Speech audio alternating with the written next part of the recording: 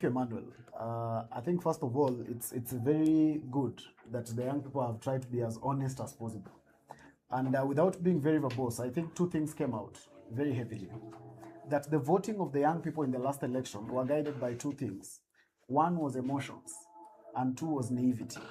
That's why my sister there said when they removed her candidate from the political party, she got mad, meaning emotions took over, and therefore she didn't participate.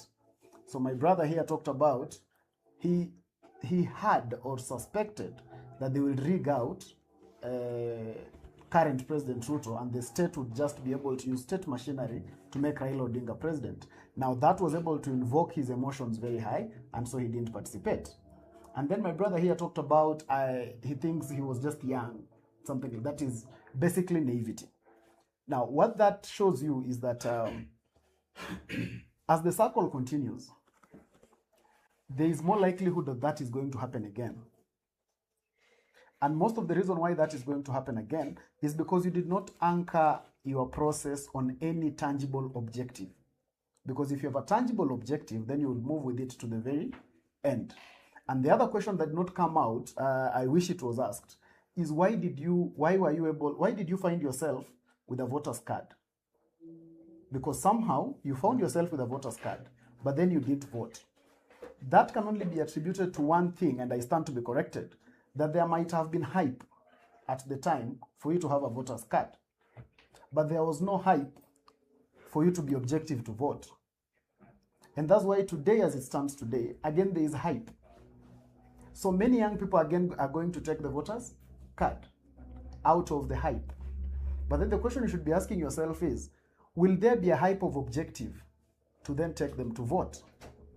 The two of you talked about there is better awareness now than how you were in 2022. I want to argue that you are just older now. It is not that there is better information now. No. This information was there. Yeah? We were able to push, and I was one of those people who was coordinating the Azimio campaigns. And we thought we have done a very good job in sensitizing young people about the vote. We were outside there in the streets. The problem is most of the time, when you are young, sometimes you have a likelihood to think you have monopoly of wisdom. And that's why today, when there is the hype about voter registration, some people think it's happening in Kenya for the first time, especially young people.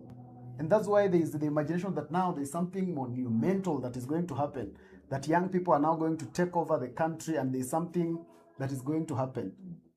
I can assure you that there was a campaign called Tokelezea in 2002. Yeah? There was Vijana and something later on. These campaigns have been there.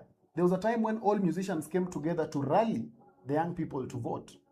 So these campaigns have been there. So first of all, we must stand not to be dissuaded to think that we are reinventing the wheel today.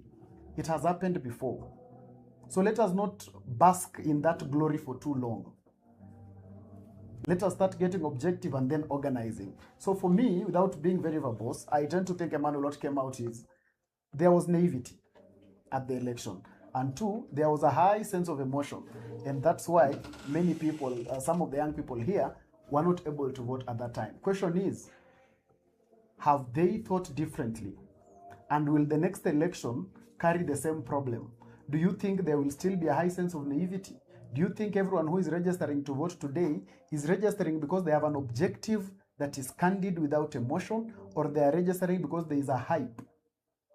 So that when they meet on the road and ask each other, uko kadi? I also say niko kadi, and that's my motivation to have a voter's card. Thank you.